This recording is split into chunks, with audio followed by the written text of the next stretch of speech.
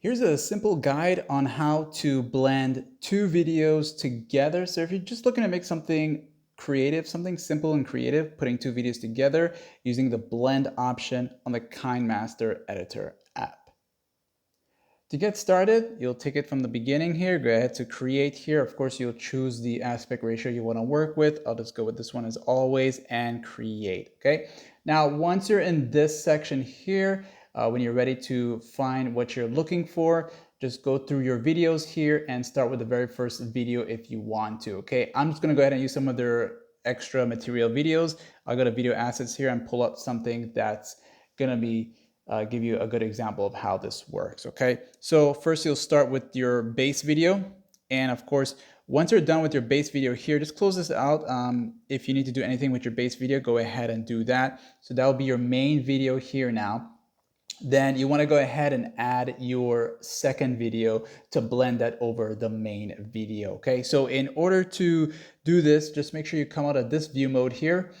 Then you want to go to where it says layer. You see where it says layer? That's going to allow you to get these options here, and you will see the media option here, which will allow you to get access to all these options here once again.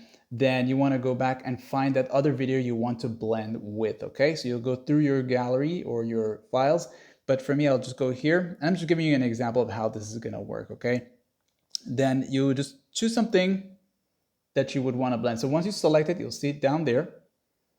And then once it's here, just tap on this X right there. That's going to close it out for you.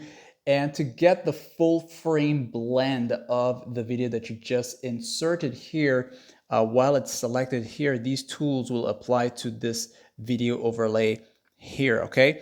And you want to go to the one that says transform, right? Yeah, it's transform. And you want to go down to where it says fill. Okay, this is going to let this base video, this right here, fill up the entire frame without you having to adjust it. Okay, you'll see how that happens right now. Then you want to back out of this.